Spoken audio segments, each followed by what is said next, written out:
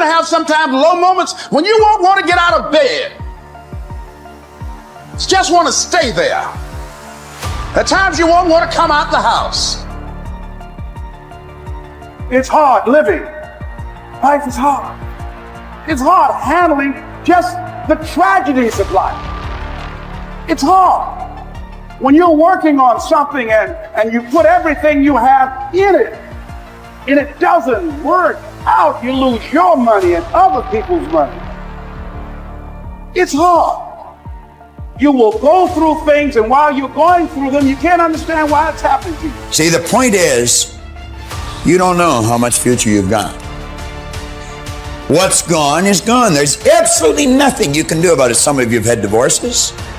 Some of you have probably had bankruptcies. Some of you have had terrible things happen in the past. But what's gone is gone. It's in the past.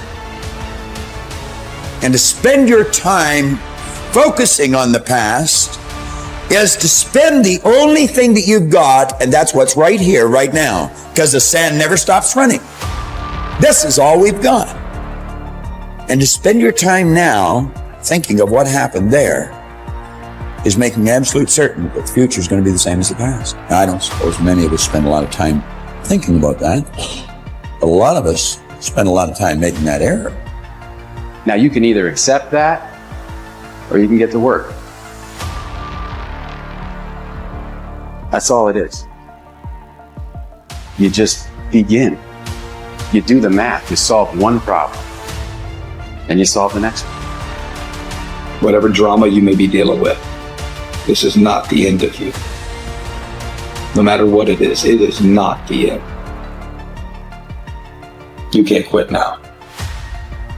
And the only way out is through. All you do is you fall down, get back up again, fall down, get back up again, fall down, get back up again. That's how you win. You got to be bold in life, ladies and gentlemen. If you're not bold, if you're not standing up inside yourself, if you're not willing to call into being the highest and the strongest that's within you when you're facing life's challenges, life will trample you.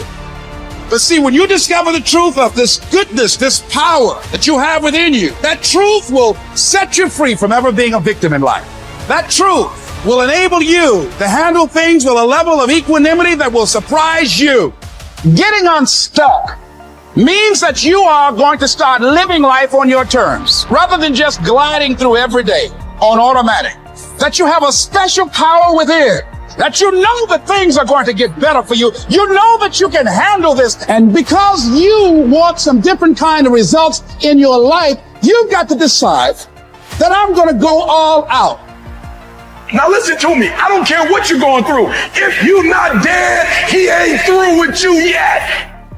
As long as you waking up, you still in the game. As long as you alive, you can still make it happen. As long as that breath in your nostril boot, you still in the game. You still can win. Now get your butt up. Why do you keep crying? Why me, God? Why did I get MS? Why did I get cancer? Why did my mama die? Why did I get fired? Listen, you got put through that because what that does, that tension produces greatness. Stop running from it and run to it.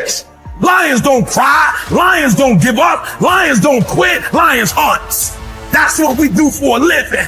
We turn tragedy into triumph.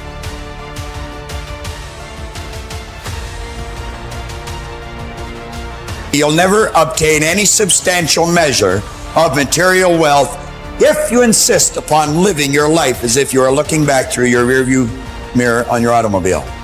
Nevertheless, it seems to be a very common error which many people have turned into a habit. Let the dead bury the dead. Let it go. I don't care how bad it was, let it go.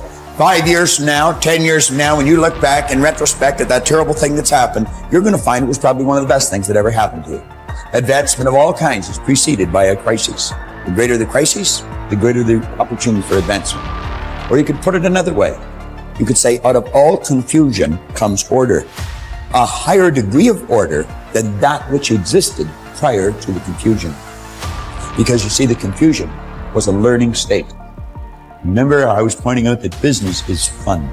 It really is. I see business as a game. It's a game we're playing, and we play to win.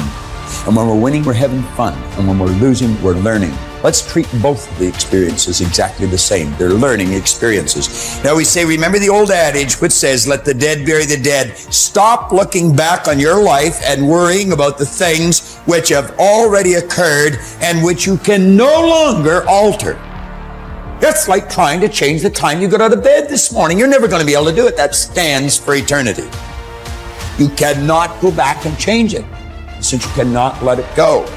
Pursuing that kind of mental activity will never lead to anything worthwhile, any worthwhile accomplishment in your life. You should understand, moreover, that all accomplishments in your life, you should understand, moreover, that all of the great achievers of the past have been visionary figures. They did with their life what, like Scott was saying, he does with his music.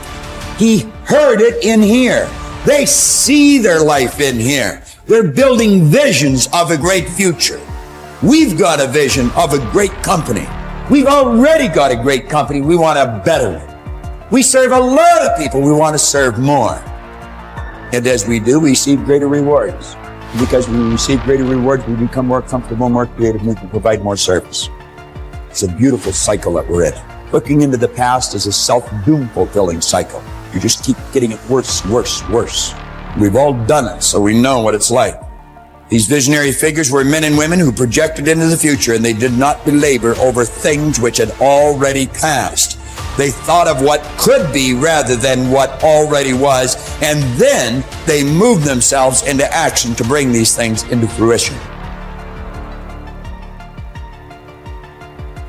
If there were tips for success, everybody would have been successful. There are no tips for success. Only those who are not so successful, or those who are not successful, think somewhere if you read 10 points in a book, you're going to be successful.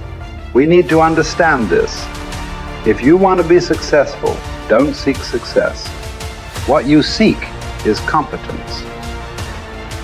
If you enable yourself, and if you do something well, other people will say you're a success. If you think, I'm a success, it's foolish, isn't it? You're doing something, and you're doing it well. Other people in the town, or in the country, or in the world, people will say, oh, he is doing something really successful. They're looking up to you. That's fine. You look up to yourself. That's madness, okay? You don't seek success. You seek empowerment, you seek competence, you do it the best that you can do. You cannot do as well as somebody, but you can do the best that you can do. So if you do your best, if your best is good enough, the world will recognize. If it is not, you will be happy. So what does success look like? What does it take? Well, you know, I know family and friends who always have their breakfast on time, and after breakfast, of course, they must have coffee. After coffee, of course, they must light up a cigarette and sit there nicely, because they're trying to become peaceful. And then they will go to work, come back home exactly on time for lunch, eat lunch, rest for 1 or 2 hours, sleep, then evening have 1 tea, and then smoke, and then again go to work. And at 8 o'clock, 8:30, they're back home for dinner, and then maybe other things, drink and this and that and whatever. But those who have been very successful, either in music, sport, art, business, spiritual process, doesn't matter what, those people never know when they ate, when they slept, when they got afternoon rest. So, those who are committed to being successful with whatever they're doing, one important aspect of their life is they're not settling down wherever it's a bit comfortable. Because comfort will happen when they lower you too in the grave. Very comfortable you are, you know. Right now, it's about ensuring that there is profoundness of experience and there is impactfulness of activity. Because if they had given you a limitless amount of time, you could do all those things. Nothing wrong, I'm not against them. But they gave you such little time with such tremendous potential of being human. That's the problem. For every one of you, your life is precious, isn't it? It's a precious life. If something is precious, where do you want to invest this life? Because what you call as my life is just a certain amount of time and energy, isn't it? As you sit here, your life is ticking away, or no? What is ticking away is not time. What is ticking away is your life. So this energy that you call as my life, how are you going to invest it? Because if you're doing something truly worthwhile, it gets over before you know what happened. Only if you're doing something worthless, it feels like a long life. Have you noticed this? On a particular day when you're very happy, 24 hours, poof. It went off like that, like a moment. You are miserable, 24 hours feels like 10 years. Have you not noticed this? So, only miserable people will have a long life. Joyful people, life goes away like that as if it's a couple of days. It passes away like that if you are creating what you really care to create. So, one thing that every young person should do is, without the influence of the peers of your own age group, without the influence of your professors and your parents, without any kind of influence, somewhere you must stay by yourself at least for 2-3 days and look at it. What is it that I want to invest this precious life into? What is it that will be worthwhile today and worthwhile after 50 years for me to invest myself into? You invest your life into that, whatever it is, however small, big, it doesn't matter. If you see that this is something truly worthwhile and you invest your life in that, this will be a life of fulfillment.